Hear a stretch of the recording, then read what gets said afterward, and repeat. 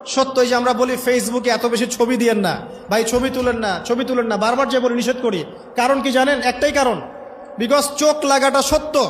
নবী সাল্লাল্লাহু আলাইহি ওয়াসাল্লাম বলেছেন ইন্না আইনাল হক, চোখের নজর সত্য। নবী করিম সাল্লাল্লাহু আলাইহি ওয়াসাল্লাম বলেছেন এটা সত্য, কারণ নবী করিম সাল্লাল্লাহু আলাইহি ওয়াসাল্লাম যা বলেছেন সাদাকাল্লাহু ওয়া সাদাকা রাসূলুহুল কারীম। নবী যা বলেছেন, আল্লাহ যা বলেছেন চিরায়ত সত্য, এর বাইরে কোনো সত্য আছে? খুব সতর্ক থাকবেন, আমি পরে সলিউশন বলছি আপনাদেরকে। আরেকটা বলেছি, নবী সাল্লাল্লাহু আলাইহি ওয়াসাল্লাম বলেছেন চোখের বদনজর এমন সত্য যে একটা উটকে এই রান্নার ডেকচির মধ্যে ঢুকাই ফেলতে পারে। একজন সাহাবী গোসল করছিলেন, গোসল, এটা হাদিস সহিহ, এই আলেম ওলামা যারা আছেন তারা জানেন যে এই হাদিস সহিহ। একজন সাহাবী গোসল করছেন, তার গায়ের চামড়াটা খুব সুন্দর ছিল, একদম স্কিনটা অনেক সুন্দর থাকে না এমন কিছু মানুষ। আচ্ছা, এখন আরেকজন সাহাবী এই গোসল দেখছেন দূর থেকে, দেখে বলছেন যে কি চমৎকার তার শরীরের রংটা, যেন কুমারী নারীর মতো, অনেকটা এমন একটা কথা তিনি বলেছিলেন। সাথে সাথে এই সাহাবী অজ্ঞান হয়ে পড়ে গেছে। কোন সাহাবী? যিনি গোসল করছিলেন। এটার আপনি কোনো ব্যাখ্যা দিতে পারবেন না তো, এখানে কোনো সায়েন্স দিয়ে বা মেডিকেল সায়েন্স দিয়ে আপনি কোনো ব্যাখ্যা করতে পারবেন না। একটা ব্যাখ্যা দিতে পারেন, কিন্তু কেন সেটা হলো সেটা আপনি অ্যান্সার খুঁজে পাবেন না। তো নবী সাল্লাল্লাহু আলাইহি ওয়াসাল্লামের কাছে নিয়ে যাওয়া হলো তাকে। তিনি বললেন যে এই ব্যক্তির ব্যাপারে কি কেউ ভালো মন্দ কিছু বলেছিল?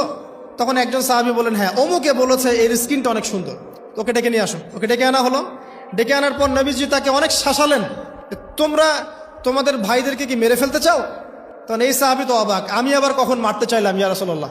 আমি তো মারতে চাই নাই, আমি তো খালি বলেছি যে তার গায়ের রংটা অনেক সুন্দর। তখন তিনি বললেন, কেন তুমি সুবহানাল্লাহ বললে না, কেন তুমি মাশাআল্লাহ বললে না? যখন মাশাআল্লাহ বলবেন, সুবহানাল্লাহ বলবেন, নজরটা লাগবে না।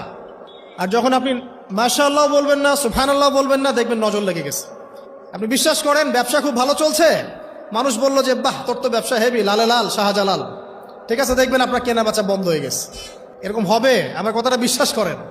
এটা কিন্তু সায়েন্স প্রমাণ করতে পারবেন না, আল্লাহ এবং তার রাসূল বলেছেন, তার উপরে কোনো সত্য নেই। আছে সূরা কাহফ 29 নম্বর আয়াত পড়ে দেখেন, আল্লাহ পাক বলছেন ওয়াকুলিল হাক্কু মির রাব্বিকুম, সত্য সেটাই যা তোমার রবের পক্ষ থেকে আসে।